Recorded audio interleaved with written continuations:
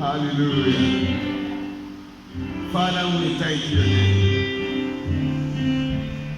We just can't thank you enough, but from the depth of our heart we say we are grateful. Take all the glory in Jesus' mighty name. In Jesus' precious name. In this meeting, you are going to reconnect with God in a very special way. In the precious name of Jesus Christ. That which God prepared for you, I see Him deliver them to you in the name of Jesus Christ. No matter how many forces may fight against you, I see you walking in victory in the mighty name of Jesus Christ. Father, we thank you. Glory and honor be yours and yours now and forevermore. In Jesus' mighty name we have given thanks. Amen. You may be have your seats and welcome to this special meeting. Hallelujah. I say hallelujah. This meeting is called It's My Time to Laugh. I want to believe God that whatever may have robbed you of laughter, today God shall take it away from you. In the name of Jesus Christ. Whatever it is that compels men to frown, to weep, to grieve, whatever compels people to live their lives in sorrow, then I see God wipe away all of such from you. In the name of Jesus Christ. The louder you amen, the better. In the precious name of Jesus Christ. In the book of Revelation, chapter number 21, I read verses 3 and 4. And I heard a loud voice from the throne saying, Look, the residence of God is among human beings. Say amen. Amen. He will live among them, and they will be his people, and God himself will be with them. Verse 4, he will wipe away every single tear from their eyes, and death will not exist anymore, or mourning, or crying, or pain, for the former things have ceased to exist. If any man is in Christ, he's a brand new creature, all things have passed away and all things have become new. Holy Ghost is here in our midst. He is God. The reason why he's here is to be with us and to be in us and among us. And the reason for his coming is to bring comfort. He's called a comforter, to bring comfort, to remove crying, to remove weeping, to remove death. Jesus abolished death and has brought life and immortality to life by the gospel. You will not die the death of the commoners. In the precious name of Jesus Christ. Amen. Whatever is a weapon of the devil that is being used to destroy lives and destinies, I declare by the word, it will never hurt you. Amen. In the name of Jesus Christ. Amen. Father, we thank you. As we go into this service, have your way. Bless us tremendously. In Jesus' mighty name. I said in Jesus' mighty name. Healing for all. Is it possible? Yes. This service is called It's My Time to Laugh. Healing for all. Academic, business, and career success for all. Everything is for how many? For all. So this healing, academic and business, academic, business, and career success service is all about healing for all and success for all. Amen. Is it possible for all to be healed? Yes. Does God want all to succeed? Yes. And it's my assignment in this meeting to give you vital heavenly keys that will chip in success for you. I mean, it will make success something you can achieve very cheaply. Many people struggle in life because of their lack of knowledge. But when you know what you should know, your exit from the camp of sufferers becomes automated. You can walk out on the devil if you know how.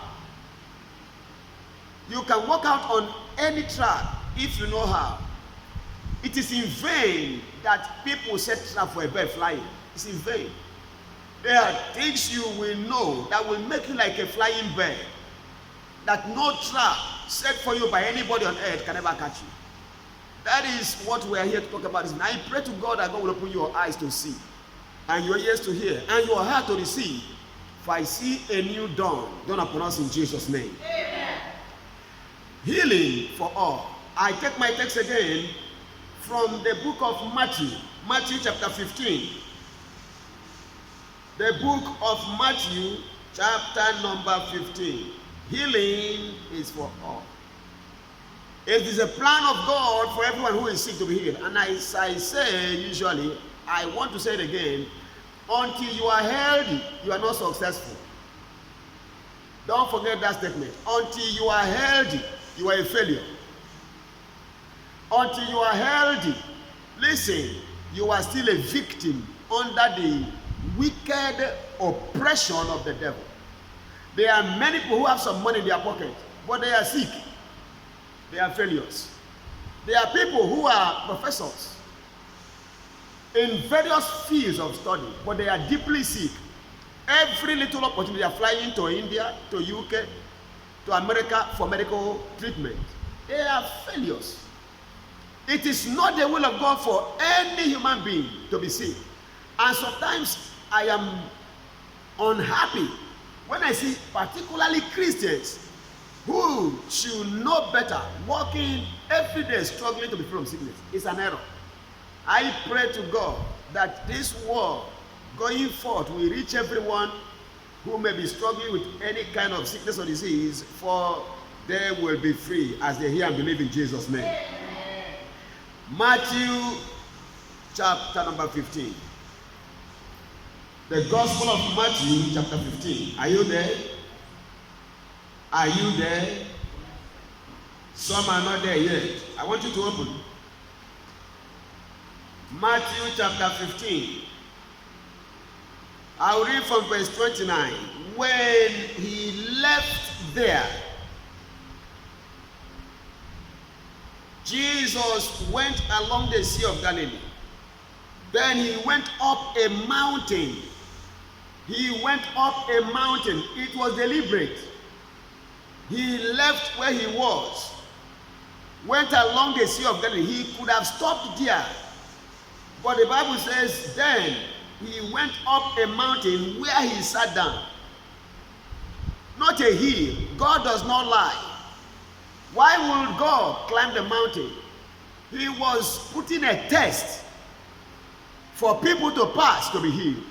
Listen, it was a test of faith. Jesus left where he was. Where was he before that time? He was where the woman who was from Tyre and Sidon came to beg for her daughter who was tormented by the devil to be healed. Jesus said to her, it is improper to carry the food meant for the children and give them to dogs. She said, I know, but you can let the dogs have the crumbs. Christ said, woman, great is your faith. It's in this text. Woman, great is your faith. Let it be unto you as you wish. And her daughter was healed. Now, the bread meant for the children is with the master. The children were in the house, not in the mountain. How can the master leave that place where the woman came and secured her daughter's healing and walk along the Sea of Galilee? It was a test. From walking along the Sea of Galilee, he climbed the mountain. It was a test.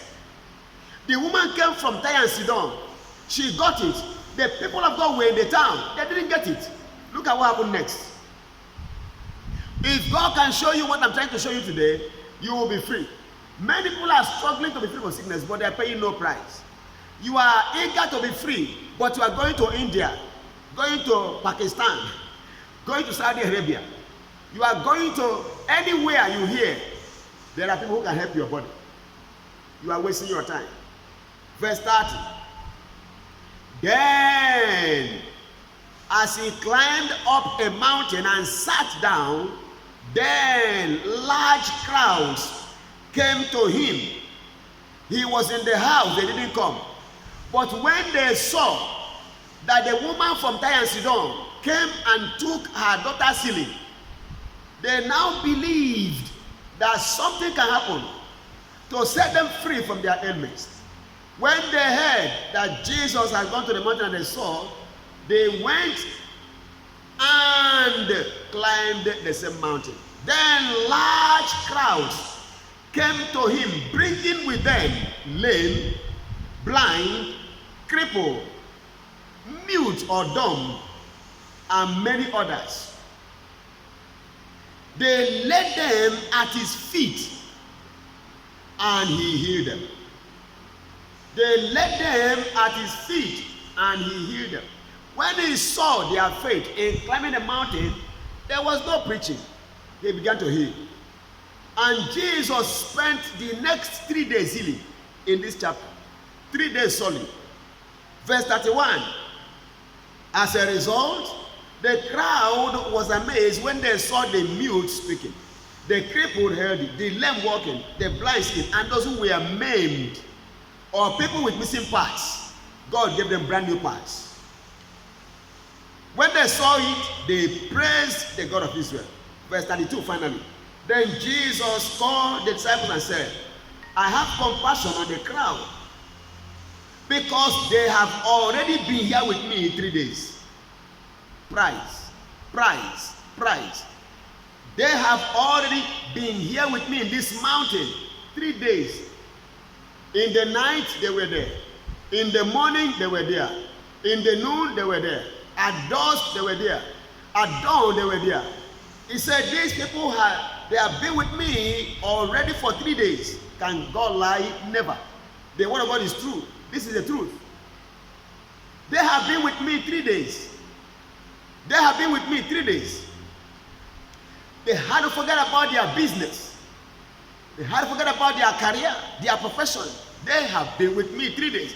There's no sense in your pursuing career with a sick body. Pursue Jesus for your healing. Get your healing first. They have been with me in 3 days, and they have nothing to eat. There was no food, yet they remained. I don't want to send them away hungry, since they may faint on the way. Look at Jesus. He left the house, walked along the Sea of Galilee, then climbed the mountain. All these were tests. If you are looking for something from me, follow me and get it. Many of us are eager to be free from sickness, but there's no price we are paying. That we just follow him when it is convenient. That's why many are sick. Jesus spent 3 days healing, not preaching, healing the sick. The maimed were made whole. The dumb spoke. The blind saw.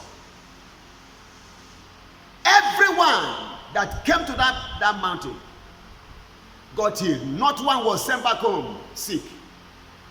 The choice you must make is either to go for Jesus and be free, or to go to your work and pursue your career, or go to men and die sick. It's a choice. But I'm here to let you know, if you can make the right choice and pursue Jesus the healer, you can be free from sickness and be healthy to pursue your career. Hallelujah. Hallelujah. Hallelujah. Many people today who are in the church are sick with all kinds of sicknesses. People are like time bombs.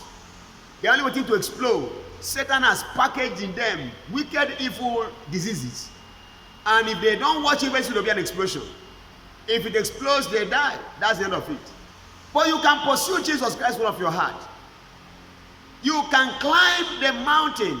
In the last days, we are told, the mountain of the house of the Lord shall be lifted above all else, and everyone shall flow into it. Isaiah chapter 2, verses 2 and 3. The mountains of the house of the Lord shall be exalted above the hills, and everyone will flow, and there's nobody that will flow to that mountain that will not possess their possession. For upon Mount Zion, upon this mount, shall be deliverance of freedom. And the people of God shall possess their possession as they are restored to holiness. There shall be deliverance and then holiness, and then God's people shall possess their possession. Listen, it is the will of God for you to be healed. But the extent you are willing to go with Jesus determines how much of his power you see. Jesus was speaking one day in Mark chapter 2. 4 men came with their brother who was sick, or their friend, or their relative. They looked for a way to get into Jesus Christ and found none. They went, climbed the roof and tore it open and lowered their friend. When Jesus saw their faith, he stopped preaching. He said, son, your sins are forgiven. He didn't come for forgiveness of sins. But Jesus saw their faith and forgave that man's sin. Son, your sins are forgiven. When people began to make noise, who can forgive sins from God? He said, which one is easier to say?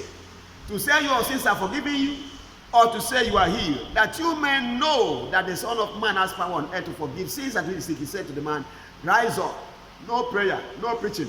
Carry your bed and go to your house.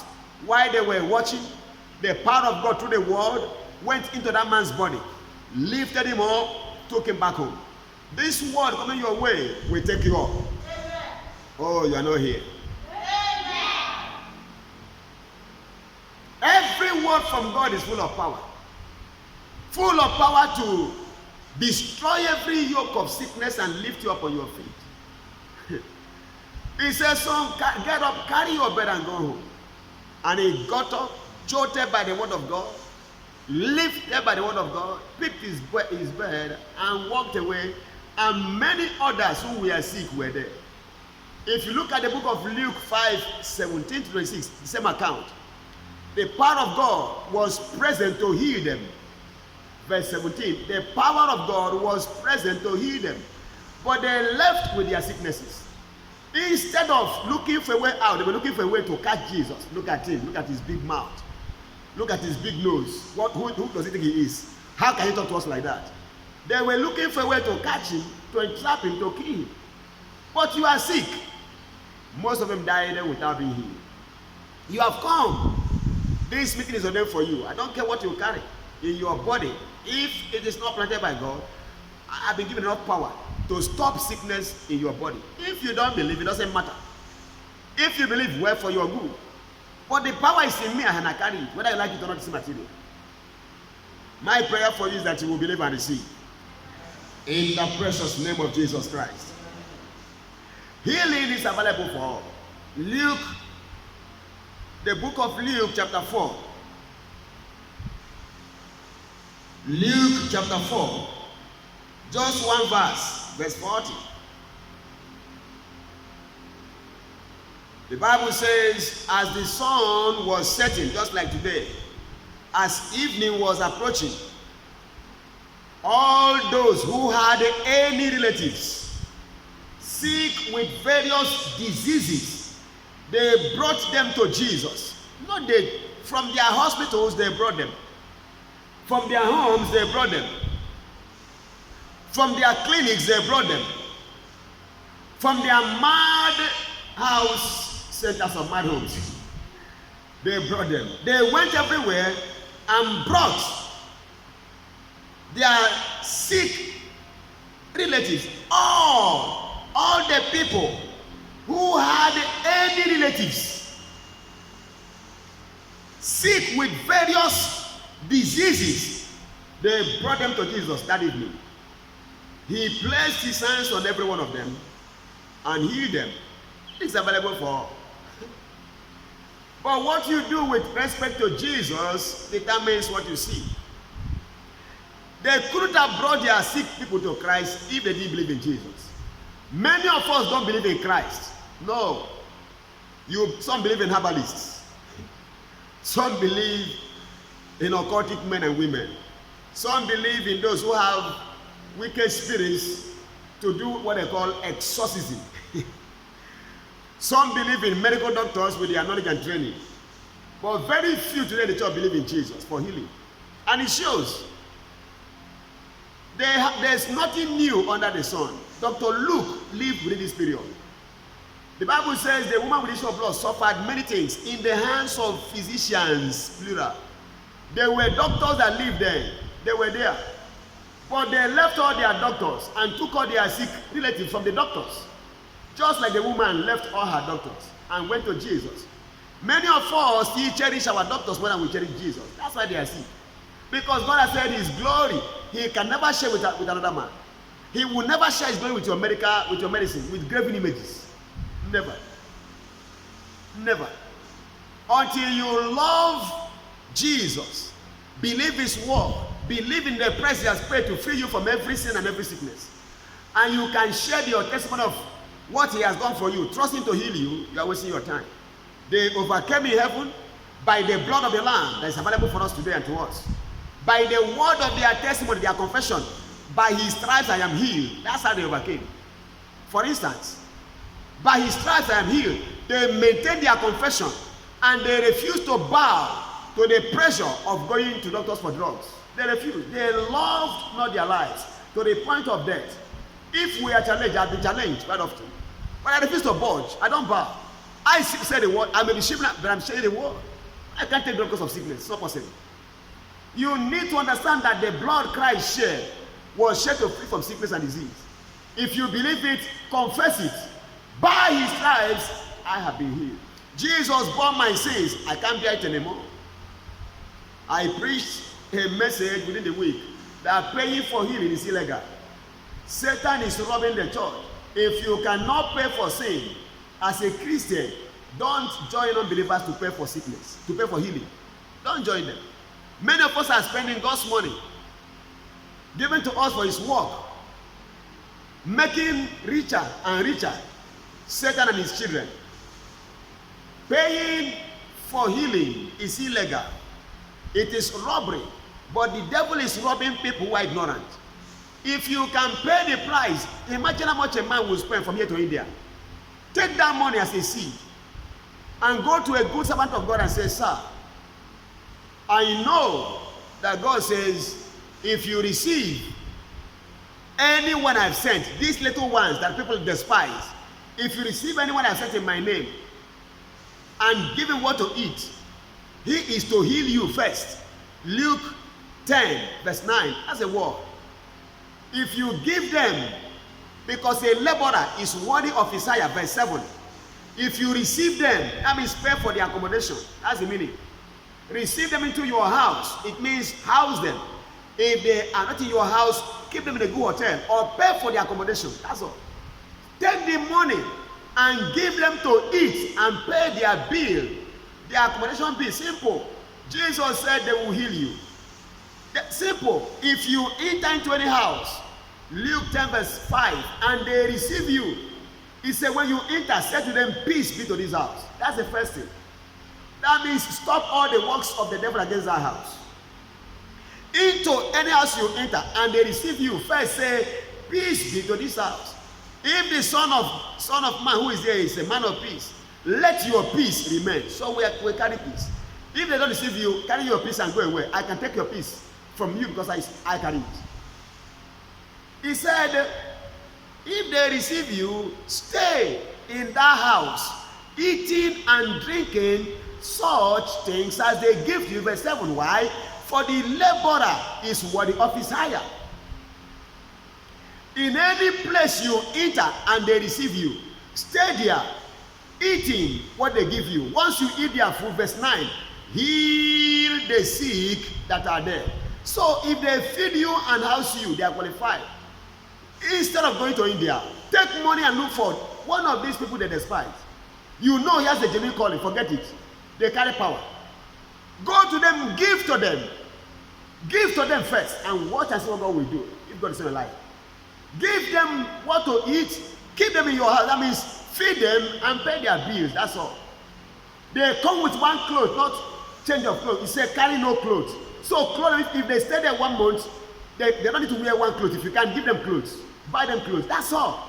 If you do so, they are entitled to heal all the sick there first. Then say to them, heaven has come near you or come to your place. Verse 9. That's all. There is no reason why the church should be sick unless for their lack of faith in Christ. And Christ said in verse 16 of Luke chapter 10, whoever despises you, despises me. Whoever rejects you, rejects me. Whoever despises you, despises me. And whoever despises me by despising you, despises God and can never see God. Many have died sick because they don't believe in Jesus. Jesus is not here physically, but he has sent people like us as his ambassadors. Whatever you can do as an honor to Christ with us, we don't need to pray for you to be healed. You don't have to carry power. You don't know. He has given us peace. I will tell you things if I want to. He has given me this words raw. I give you my peace. Anywhere you eat, I said to you one day, no matter their situation, just say peace. That's all. No matter what you see about them, their situation, their condition, just say peace. He came to me and spoke to me about poverty. So it's a commission. Anywhere I enter, if they say bring it to a zillion, it's a mandate. I may talk, say, look at him, that's my father, that's my brother. Let him talk. I know him. You may mark me down, it doesn't bring me down. Your marking me down does not lower my anointing of what I carry, see material. What do you see material? So I'm saying this from my heart because many of us are sick and are dying sick. It's not because the power of God is not available. People lack peace. It's not because God's power is not available. It's because people are not paying any price to connect with the sent. Jesus walked away. The woman paid a price to come from Tyre and Sidon to see Jesus Christ. But many people from the Jews were going to far countries looking for medicine. People are going to America looking for healing. But I'm here. We are here. If they carry the money and say, Pastor, take, this is for your feeding, for your housing, they don't know this truth. And for your clothing, because they receive them. When you go, carry no purse. Go to Luke chapter 10. You are looking at me strangely. Luke chapter 10. Let's read the Bible. Are you there? From verse 1. After this, the Lord appointed 72 others and sent them on ahead of him, 2 by 2 into every town and place where he himself was about to come. He said to them, the harvest is plentiful, but the workers are few. That's the truth. Many people are claiming they are preachers, they are not. They are not sent. Therefore, you pray and ask the Lord of the harvest to send out workers into his harvest. Go, and I'm sending you out like lambs surrounded by wolves. Don't carry a money bag, 1, a traveler's bag with clothes, 2, or sandals, and greet no one on the road. Whenever you enter a house, first say, may peace be on this house. And if a peace-loving person is there, suppose don't love peace in their house. If a peace-loving person is there, your peace, not my peace, your peace will remain on him. But if not, it will return to you. Stay in that same house, eating and drinking. What they give you for the worker deserves his pay. Do not move around from house to house. Whenever you enter a town and the people welcome you, eat what is set before you. Heal the sick in that town. Look at the word. Heal the sick in that town. After healing them, say to them, the kingdom of God has arrived in your place. Men bring heaven. Men bring healing. Until you receive them, you will struggle in your problems. Verse 10. But whenever you enter a town and people do not welcome you, go out, go into each street and say, even the doors of your town that clings to our feet will wipe up against you. Nevertheless, know this. The kingdom, the power, the glory has come, but you rejected it. I tell you, it will be more bearable on that day for Sodom than for that town. Woe to you, Chorazin. Woe to you, Bethsaida. Christ began to talk. If you don't know how to receive the ones he has sent, you will struggle in your sickness. He said, carry no purse, carry no bag, carry no clothes. They must receive you. If I stay in your house for 6 months, you will be wicked to allow me to wear one clothes. I traveled to Enugu last time, got to my house. Mama, there was nothing she didn't offer. Everything. I said no. Toothbrush, toothpaste, everything. Even to clothes. I said, please, Mama, I'm okay. I have all I need. New towel, everything I needed. If I stay there with one cloth for 1 month, I will wear that cloth there. Jesus said, carry no bag. If you get into any place and they receive you, They must learn to give to you. That is what qualifies them. Once they receive you and give you what to eat, what to wear, where to stay, they'll pay your bills. They are qualified to be healed. Today, I may not come to your house, but you can come to me and say, this is what I have for your feeding for the next 1 month, for your clothing for the next 1 month. This is for your accommodation for the next 1 month. Please, I need God's hand on my health. Forget it. That's all. Receive them by giving to them. If you give to a prophet in the name of a prophet, you will not lose your reward. If you give to a righteous man, as a righteous man, you can't lose your reward. If you give to one of these little ones in my name, you can't lose your reward. What is the reward? Healing and heaven now. This is it. Healing and heaven now. That means healing and success in all you do. That's all. If heaven comes, failure goes. If heaven comes, stagnation goes. If heaven comes, everything is not in heaven goes. Men carry heaven to people. But people don't understand. They reject them and they suffer in their problems. Christ said it will be tougher for Sodom and Gomorrah than for them. Because they're going to go through pains until they die.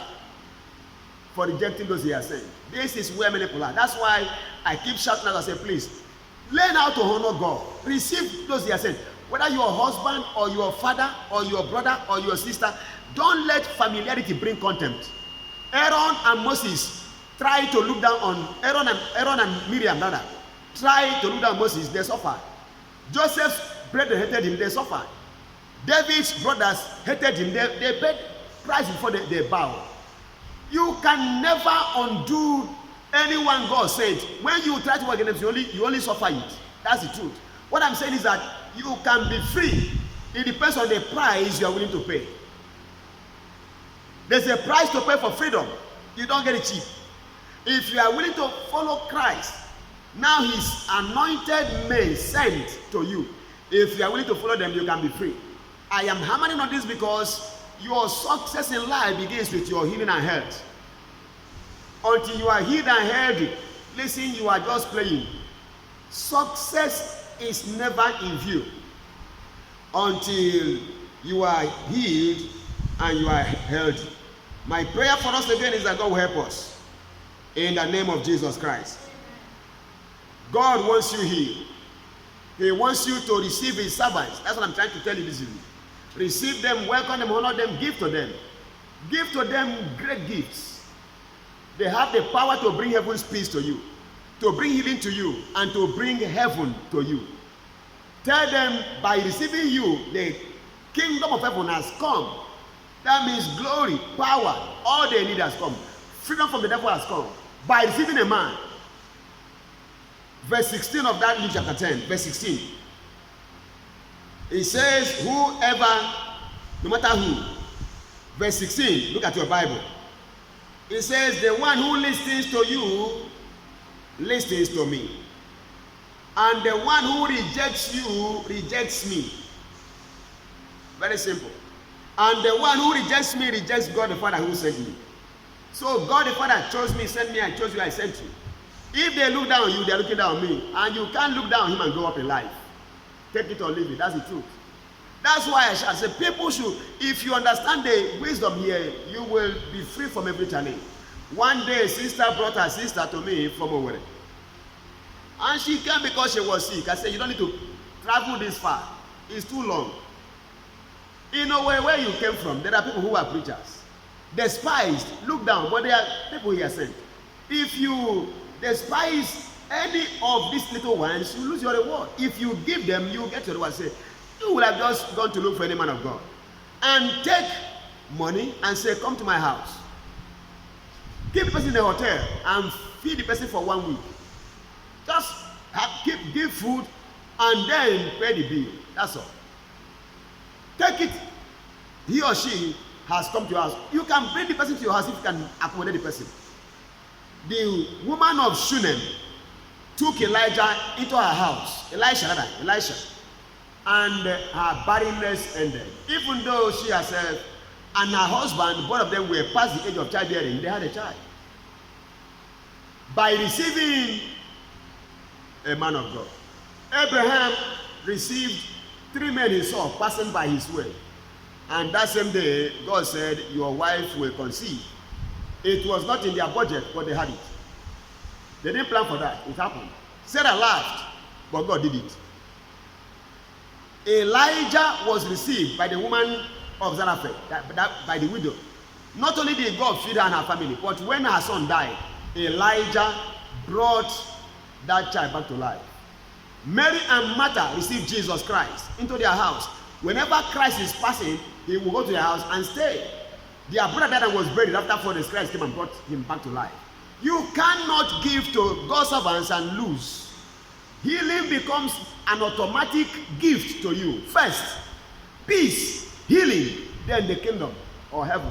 This is what God has said. Many are struggling today. You know why? Because they are toying with people God has sent to change their stories because they are familiar with them. May God forgive them and help them in Jesus' name. Jesus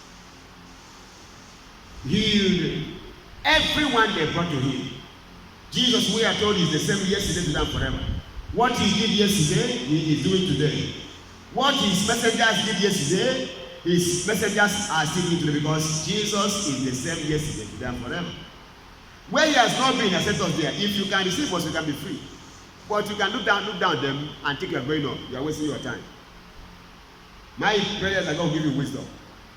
Your success in life begins with your healing and health restored back to you. So as I look at this great thing today, very brief assignment, I want you to know that until you are healed and healthy, no amount of money you have can make you a success. So what is success? What is success? What is success? Success is reaching God's set goal by playing according to his set rules. Success is reaching God's set goal by playing according to his set rules. Life is like a game, and the game of life has set rules that are established by God the Creator that guides every player. No player who fails to play according to the set rules can ever be a true success in the eyes of God. Therefore, there is no unbeliever who is a success. That's very great to hear. There is not one unbeliever who is a success or successful. They will always die sick. Check them. No unbeliever can live his full days healthy. Jesus said the sinner, if he lives to be 100 years, he shall be full of all evils. That's sicknesses. The older they live, the more they suffer. Check it. Once they clock 50, 60, 70, check it. Sinners, they pay dearly. No matter how much they have, no matter the money they have, one day sickness will clear them. No matter the doctors they have, one day sickness will clear them. Don't envy sinners. No unbeliever is a success or successful. Whoever ends up or will end up in hell is a big failure, no matter his achievements in life.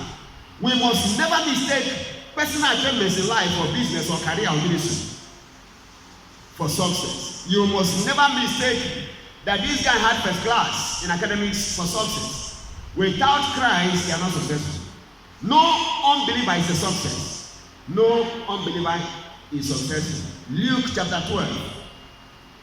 From verse 16, you read the account of the man who had it all made up. He ended up in hell. Christ said, tonight your soul shall be required from you. He said, I have gotten so much wealth. He said to himself, so relax. Build a bigger barn, store your goods, live and enjoy your life. God said, tonight you are dying. What killed him is stroke or high blood pressure or sickness. He died, not a natural death. This night your soul shall be required. He slumped and died. Sickness. There's nobody. The rich man in Luke chapter 19 died. What killed him? Sickness. He didn't give to Lazarus. He died. Check it. Sickness is a killer. Nobody is a success if you are not a believer or you are sick. How then do you succeed in your academics, in your business, and in your career? Number one, find out the will of God for your life. Find out the will of God for your life. And the will of God is that you prosper and be health as your soul prosper. That's the first thing. Find out God's will for your life. I know the thoughts that are into what you say God, they are thoughts of peace, not of evil, to give you a hope and a future. You are not to die like non-believers. But if you don't know the will of God, you can accept anything. Many are dying sick, not because God wants them there, but because they don't know the will of God. Find out God's will for your life. Number 2, believe God for your success. First, find it out.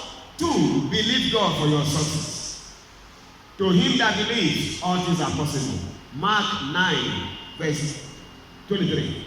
Matthew 19, verse 26. With God as your partner, all things are possible. God can make you a success if you find out his will and make him your partner. Believe God for your success.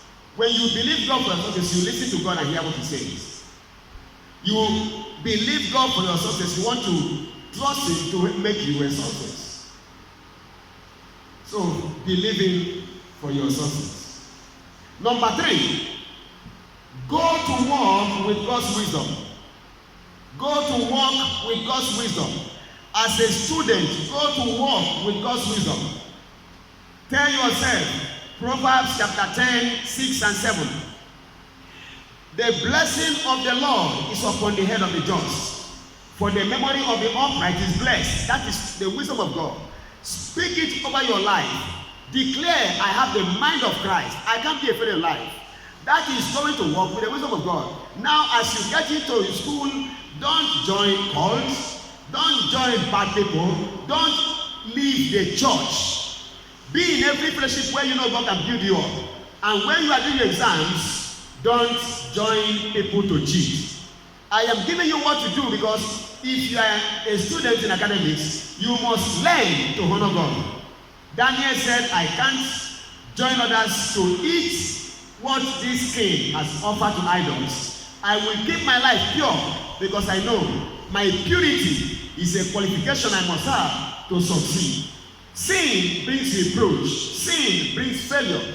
But purity brings blessings, brings good, brings advancement, brings upliftment, brings success. My prayer for you is that you will take God and take his word seriously and run your life based on this word, because when you go to work with God's wisdom, you will succeed. Hallelujah.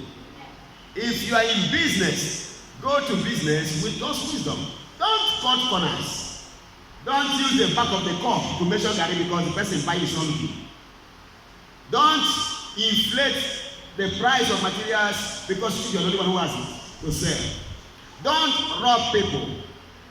If you gain riches not by right, Bible tells us you will die in the midst of your days, and at the end shall be a fool. Jeremiah chapter 17, verse 11. He that gets riches not by right shall die in the midst of his days, and at the end he shall be a fool. If you are making money not by right, you will die in the midst of your days. What is it that will kill you? Sickness.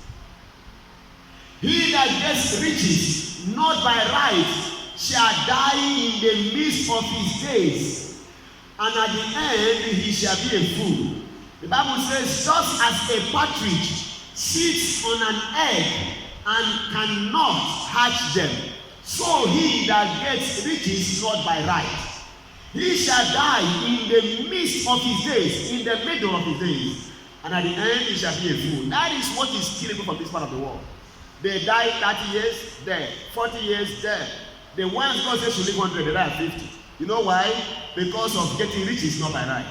When you are crooked in making money, you will die by the hand of the crooked ones. May God help us.